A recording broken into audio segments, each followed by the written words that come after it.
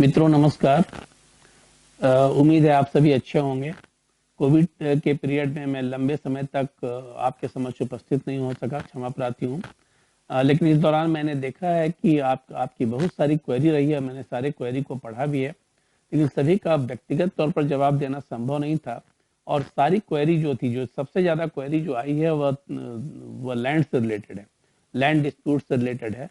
तो मैं उन सारी क्वेरी का यहाँ पर एक आपका जवाब दे रहा हूँ और सभी का उत्तर मुझे लगता है कि इस लेक्चर में आपको मिल जाएगा। सबसे पहले मैंने देखा है क्वेरी है कि जमीन की रजिस्ट्री के पहले क्या क्या चीज़ों पर हम लोग ध्यान रखें। इस पर लोगों ने क्वेश्चन पूछा है। कुछ लोगों ने पूछा है कि पार्टीशन नहीं हुआ है, तब ऐसी स्थिति में क्या जमीन को लेना चाहिए या नहीं लेना चाहिए। कुछ ने यह मुझसे पूछा है कि पैटर्नल प्रॉपर्टी है, एंसेस्ट्रल प्रॉपर्टी है, और ऐसी स्थिति में उस जमीन को लेने के लिए हमें क्या करना चाहिए और क्या क्या डॉक्यूमेंट्स को देखना चाहिए। और यदि दो व्यक्ति ने म्यूटेशन करा लिया है एक ही जमीन का, तब ऐसी स्थिति में हमें क्या करना चाहिए, क्या हमें वो जमीन को लेना चाहिए या नहीं लेना चाहिए।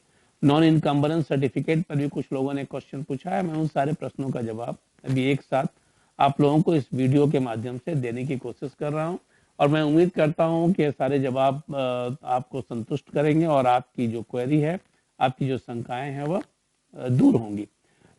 तो मित्रों सबसे पहले लीगल एडवाइस के इस वीडियो में आप सबका पुनः एक बार स्वागत है। तो जब जमीन आप लेने जाते हैं, जैसा कि आप सभी को पता है, मुझे ही पता है कि जमीन एक बहुत ही वैल्यूएबल चीज है और लोगों के पूरी जिंदगी की पूंजी उसको खरीदने में लग जाती है। तो उसको खरीदने के पहले काफी सोचना समझना पड़ता है। तो मित्रों मैं पहले आपको बता दूं कि यदि आप जमीन को परचेज कर रहे हैं तो सबसे पहले यह देखें कि जमीन खतियानी है या नहीं है। यदि जमीन खतियानी है तो यह देखें कि रजिस्ट्री ऑफिस में किसी व्यक्ति ने जो उनके उस खतियान से आने वाले जो व्यक्ति हैं, उनके कोई जो लीनिएज के लोग हैं, उन लोगों ने कहीं रजिस्ट्री तो नहीं कर दी है उस चीज को। कभी कभी होता है कि खतियान में नाम किसी और का होता है, जमीन रजिस्ट्री किसी और को उनके जो वंशज होते हैं वह कर देते हैं, और दूसरे जो वंशज होते हैं, दूसरे जो लोग होते हैं उसी वंश के, वह पुनः उस जमीन को बेचने का प्रयास करते हैं खतियानी पेपर के आधार पर।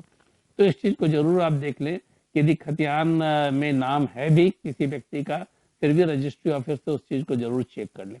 दूसरी चीज है कि आप जब उस व्यक्ति से मांगते हैं पेपर, तो इस बात का ध्यान रखें कि वह पेपर खतियानी पेपर के साथ साथ रसीद भी हो। यदि अप टू डेट रसीद है तब कोई दिक्कत नहीं, आप उस जमीन को ले सकते हैं। लेकिन अब मैं बता दूं कि कोई किसी व्यक्ति ने, जो पुश्तैनी जमीन नहीं है, जो खतियानी जमीन नहीं है, किसी व्यक्ति ने किसी से खरीदा है उस जमीन को, तब ऐसी स्थिति में क्या क्या डॉक्यूमेंट को देखना चाहिए। तो आप सबसे पहले उस व्यक्ति से मांगिए कि आप हमें रजिस्ट्री का पेपर दीजिए। और रजिस्ट्री का पेपर जब आप ले लेते हैं तो रजिस्ट्री के पेपर को सबसे पहले आप रजिस्ट्री ऑफिस में चेक कराएं कि क्या या इस पर कोई लोन वगैरह तो नहीं लिया गया है। यदि लोन लिया गया है तब ऐसी स्थिति में उस जमीन को आप हरगिज ना लें, क्योंकि वो जमीन जैसे ही वो लोन लेता है वह मॉर्गेज हो जाता है कहीं पर। और आपको ये, लेकिन यदि आपको registry office non encumbrance certificate दे देता है, मतलब कि वो जमीन साफ है, कहीं लोन पर नहीं रखी गई है, तब आप उस जमीन को ले सकते हैं। यदि नॉन इनकम्बरेंस सर्टिफिकेट नहीं है तब ऐसी स्थिति में इस बात की बहुत संभावना है कि उस पर लोन लिया गया हो, और आप यदि जमीन की रजिस्ट्री कराते हैं तो फिर जमीन की रजिस्ट्री वैलिड नहीं होती। और जब वो मॉर्गेज जिस व्यक्ति ने किया है, जिस संस्थान ने किया है, बैंक ने किया है, फाइनेंशियल इंस्टीट्यूशन ने किया है, जब वो उसको नीलामी करने जाता है तो आप उसे रोक नहीं सकते हैं और कोर्ट में आपको कोई रिलीफ उस पर नहीं मिल सकता है। तो आप इस चीज को जरूर देखें कि उस पर नॉन इनकम्बरेंस सर्टिफिकेट इशू हो गया हो। तो इस पर जो क्वेश्चन पूछा गया था नॉन इनकम्बरेंस पर, तो मुझे लगता है कि वो आपको सेटिस्फाई करेगा। दूसरी चीज है कि जब आप रजिस्ट्री ऑफिस से उसको चेक कर लेते हैं कि रजिस्ट्री सही है, नॉन इनकम्बरेंस नहीं है, इसके साथ साथ आप यह भी देख लें कि म्यूटेशन जो है उसका हुआ है या नहीं हुआ है। ऐसे मैं आपको बतला दूं, जब नॉन इनकम्बरेंस सर्टिफिकेट इशू होता है तो उसमें सारी चीज़ों को तो चेक किया ही जाता है, लेकिन आपको यह देखना बहुत ही ज़्यादा जरूरी है कि म्यूटेशन हुआ है या नहीं हुआ है। और म्यूटेशन यदि हुआ है तो कहीं और इसका डुप्लीकेट म्यूटेशन दूसरे व्यक्ति ने भी तो नहीं करा लिया उसी जमीन पर, इस चीज को भी चेक करना जरूरी है। और यह आपको सीओ के ऑफिस में जो अंचल अधिकारी होते हैं, अंचलाधिकारी जो होते हैं, उनके उनके ऑफिस से आपको वह रजिस्टर 2 मिल जाता है और रजिस्टर 2 में आप उसको चेक कर सकते हैं। और अभी तो सारा कुछ ऑनलाइन हो गया है, तो आप यदि उस वह सारा प्लॉट नंबर, खाता नंबर और नाम यदि आप ऑनलाइन डालते हैं, तब ऐसी स्थिति में ऑनलाइन भी ये चेक हो जाता है कि वह व्यक्ति के नाम से रसीद जारी हुआ है या नहीं हुआ है, उसका म्यूटेशन हुआ है या नहीं हुआ है। यदि उस व्यक्ति के नाम से रजिस्ट्री है, उसका म्यूटेशन है, रसीद अप टू डेट कटा हुआ है, एक नॉन इनकम्बलेंस सर्टिफिकेट आपको इशू हो गया, तो आप आराम से जमीन को ले सकते हैं।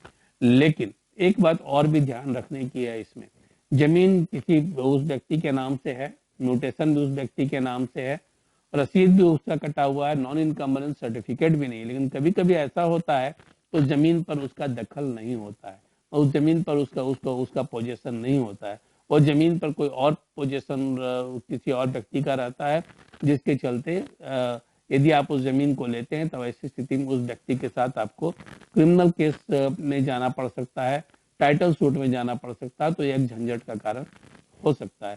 तो इस बात को आप अवश्य ध्यान रखें कि कोई व्यक्ति यदि जमीन को बेच रहा है तो इन सारे डॉक्यूमेंट्स को आप अवश्य देख लें। दूसरा है कि आप इस बात को ध्यान रखें कि जब जमीन आप ले रहे हैं, और मैंने आपको पुश्तैनी जमीन की बात की थी, तो आप इस चीज को देख लें कि उस पर कोई टाइटल सूट तो नहीं चल रहा है, कोई पार्टीशन सूट तो नहीं चल रहा है, या फिर कोर्ट में कोई विवाद तो नहीं चल रहा है। यदि कोर्ट में किसी प्रकार का विवाद चल रहा है, टाइटल सूट, पार्टीशन सूट कुछ भी यदि चल रहा है, तब ऐसी स्थिति में मेरा सलाह यह होगा कि आप उस जमीन को बिल्कुल ही नहीं खरीदें। इस बात को आप अवश्य अवश्य ध्यान रखें। दूसरा है कि प्रॉपर्टी का पार्टीशन यदि नहीं हुआ है और वह एंसेस्ट्रल प्रॉपर्टी है, तब ऐसी स्थिति में और कोई भी केस भी नहीं फाइल हुआ है, तब उस जमीन को लेने के पहले हमें क्या करना पड़ेगा। एक बात मैं आप लोगों को बतला दूं कि जमीन पर बेटा और बेटी दोनों का इक्वल राइट होता है, और इस पर कानून भी है, सुप्रीम कोर्ट के बहुत सारे जजमेंट भी हैं। तो जब भी आप जमीन को ले, कोई एक व्यक्ति यदि, जैसे मान लीजिए किसी व्यक्ति के 4 बेटे हैं और 2 बेटियां हैं, और वह व्यक्ति यदि जमीन को बेच, उसका एक भाई जमीन को बेच रहा है, तो इस बात को ध्यान रखें कि वो चारों भाई उस पर एनओसी दे और दोनों बहन उस पर एनओसी दे।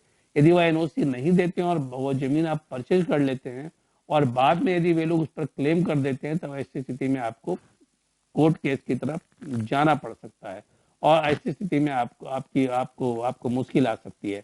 तो म्यूटेशन होने के बावजूद भी यह दिक्कत आपको आ सकती है। तो इस बात को ध्यान रखें कि वह सारे लोगों का आपको एनओसी मिल जाए। एक बात और जो ध्यान रखने की है जमीन में, जो कि जिस पर बार बार मुझसे क्वेश्चन पूछा जा रहा है कि जमीन जो हम जब ले रहे हैं, तो जो बेटी का भी राइट है प्रॉपर्टी पर, तो बेटी राइट किस ढंग से क्लेम कर सकती है, क्या शादी के बाद भी बेटी उस राइट को क्लेम कर सकती है? तो यहाँ पर ये जान लें कि शादी के बाद भी बेटी उस राइट को क्लेम कर सकती है। अनमैरिड में तो क्लेम उसका है ही, लेकिन शादी होने के बाद भी वो उस पर क्लेम कर सकती है। और यदि वह बेटी जिंदा नहीं है तो उसके बच्चे, उसके वंशज जो है उसको क्लेम कर सकते हैं। इसलिए इस बात का ध्यान रखना जरूरी है कि वहां पर जब भी हम जमीन को लें तो इस बात का ध्यान रखें कि उनका एनओसी हमको प्राप्त हो जाए। तो मुझे लगता है कि ये सारी जो क्वेरी है आप लोगों की इससे ही रिलेटेड रही है। इसके अलावा कुछ और भी क्वेरी थी कि जमीन पर यदि केस चल रहा हो, जमीन पर एक ही जमीन को 2 व्यक्तियों के नाम से लिख दिया हो गया हो, तब ऐसी स्थिति में क्या करें। मैंने इसका जवाब आपको पहले भी अपने पुराने वीडियो में दिया है। आपको याद होगा कि मैंने आप लोगों को बतलाया था, यदि एक जमीन की रजिस्ट्री कोई किसी व्यक्ति के नाम से होती है और वह व्यक्ति उस व्यक्ति ने म्यूटेशन नहीं कराया है, और उसी जमीन को दूसरे व्यक्ति को उसके किसी हिस्सेदार ने या फिर उसी व्यक्ति ने बेच दिया, और उस व्यक्ति ने म्यूटेशन करा लिया, अब म्यूटेशन कराकर रसीद भी कटा लिया, तो ऐसी स्थिति में वह पोजीशन उसका और पोजीशन भी उसका है, तब ऐसी स्थिति में आपको दिक्कत आ सकती है। लेकिन चूंकि रजिस्ट्री आपने पहले कराया है, तो निश्चित रूप से दावा आपका पहले बनता है, और साथ ही और ऐसी ऐसी स्थिति में आप कोर्ट में जा सकते हैं, लेकिन पोजीशन के आधार पर बेनिफिट उस व्यक्ति को मिल सकता है। इसलिए इस बात का आप जरूर ध्यान रखें कि जब भी आप जमीन लें, तो जमीन को जैसे ही आप रजिस्ट्री कराते हैं, तो उसके 1 महीने के अंदर आप उसका म्यूटेशन करा लें और रसीद कटवा लें, और साथ ही साथ पोजीशन उस पर ले लें। तीसरी चीज एक और है कि जमीन को लेने के समय इस बात का जरूर ध्यान रखें कि उसका पोजीशन हो। तो लोग पूछ रहे हैं कि पोजीशन को देखा कैसे जाएगा। आप जब जमीन लेने जा रहे हैं तो आप पहले जमीन की नापी करवाएंगे। तो नापी करवाने के समय आप कहें उस व्यक्ति को कि आप जमीन की नापी करवा कर कंपाउंड करवा दें या फिर ट्रेंच कटवा दें। उसका कॉस्ट आप बोलिए कि मैं बियर करने को तैयार हूँ। और जो जब वह ट्रेंच कट जाता है बिना किसी विवाद के या फिर कंपाउंड हो जाता है बिना विवाद के, तो समझिए कि वह डिस्प्यूटेड लैंड नहीं है। तब ऐसी स्थिति में आप आराम से उस जमीन को परचेज कर सकते हैं। तो इन सारी बातों का आप ध्यान रखें। कुछ और व्यक्तिगत प्रश्न पूछे गए हैं कि किसी व्यक्ति ने फ्रॉड कर लिया है, किसी परिवार के व्यक्ति ने, तो उसके लिए हमें क्या करना चाहिए। तो यह सारा चीज सिविल के साथ साथ क्रिमिनल केस का मुद्दा बनता है, जिसकी चर्चा मैं अपने अगले वीडियो में करूंगा।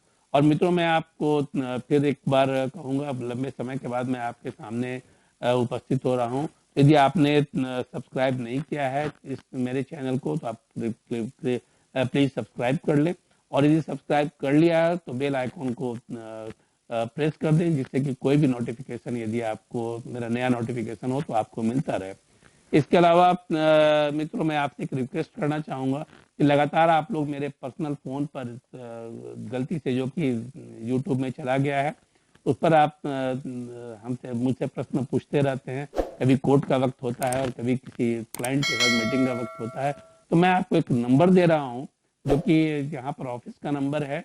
उस नंबर को आप नोट कर लें और उस नंबर पर आप व्हाट्सएप कर लें या फिर उनसे समय ले लें कि कब मेरे से बात किया जा सकता है या फिर किस ढंग से मुझसे सलाह प्राप्त की जा सकती है। प्लीज आप अपने कॉपी और पेंसिल को निकालें और इसको नोट डाउन कर लें नंबर को। नंबर है 9430143884। मैं फिर रिपीट कर रहा हूँ, 9430143884। यह ऑफिस का नंबर है और 9 बजे से लेकर आप 6 बजे तक इस नंबर पर बात कर सकते हैं। व्हाट्सएप मैसेज भेज सकते हैं, जो भी आपकी समस्या है। मुझे जब भी समय मिलेगा मैं कोशिश करूंगा कि आपके प्रश्नों का जवाब दूं और आपकी समस्याओं के समाधान का मैं प्रयास करूं। धन्यवाद।